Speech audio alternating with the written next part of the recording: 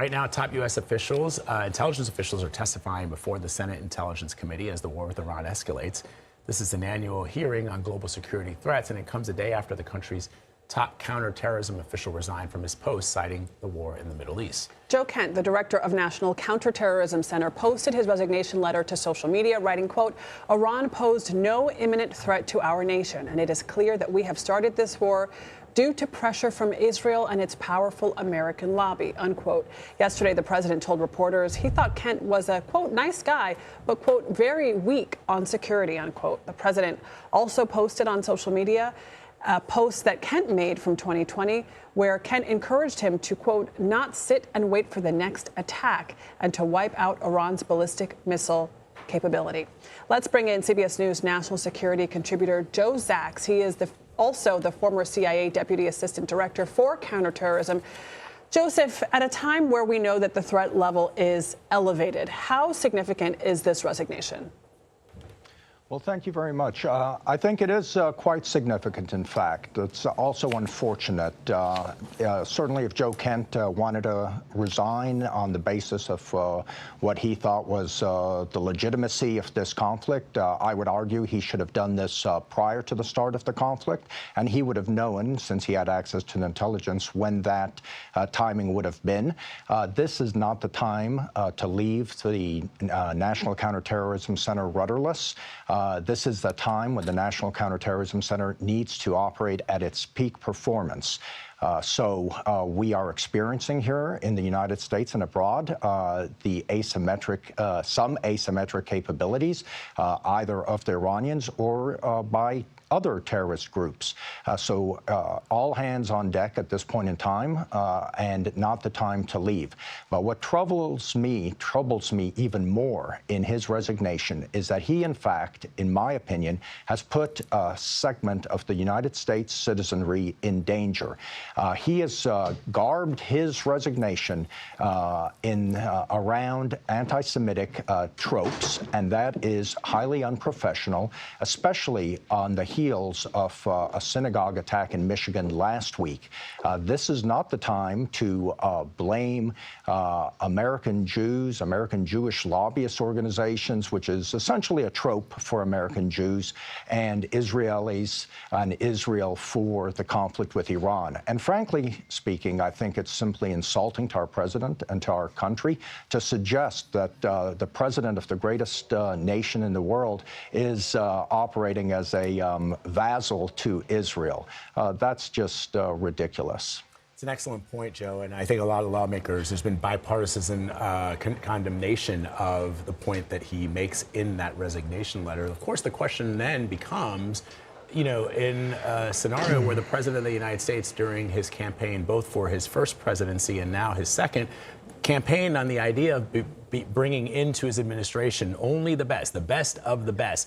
This is not the language that Mr. Kent has used in this letter is not anything different from the language that he used before he was appointed to this post. In other words, this doesn't seem to be out of step with his character. I understand he's a war hero. I understand he served his country honorably and sacrificed a great deal for it, including the loss of his wife, who was killed in a terrorist attack. But it sort of makes me wonder, why was this person in this position in the first place? Well, you raise a good point, but what I can tell you is from my perch when I was at CIA's Counterterrorism Mission Center, I did interact with Joe Kent, and I thought he was doing a fairly decent job. He was very passionate about counterterrorism.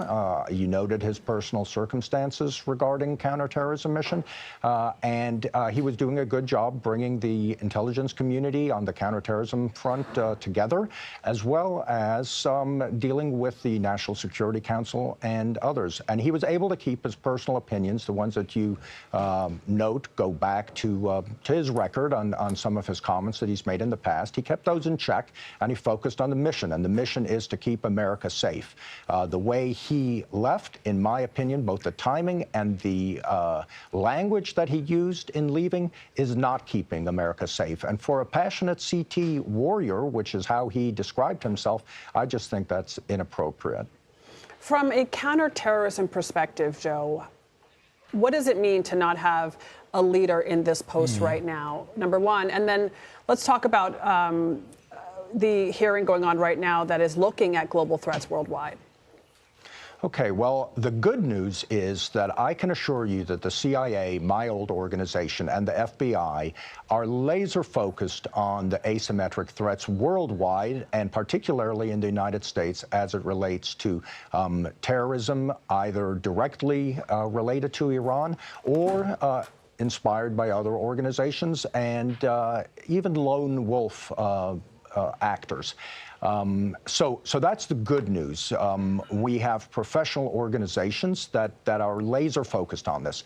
But all of this needs to be orchestrated and brought together and presented also to the administration, to the president, and national policymakers in a unified and concerted manner.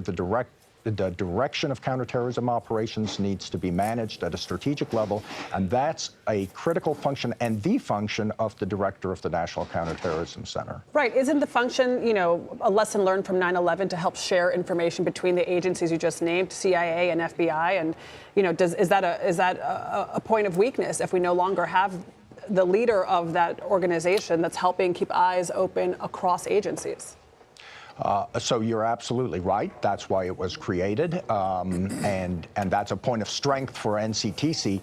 But what I would offer is that because of 9/11, the relationship between CIA, FBI, NGA, NSA, and all the other myriad organizations that comprise the intelligence community has strengthened so significantly that while this is definitely a setback, and this is not the time for NCTC to be rudderless, I am thankful for the professionalism of our officers in these different intelligence organizations who will nevertheless remain focused on looking at the threat, disrupting the threat, and also being able to communicate to the White House the threat. Certainly, Director CIA Ratcliffe will be focused on that. All right. Thank you so much.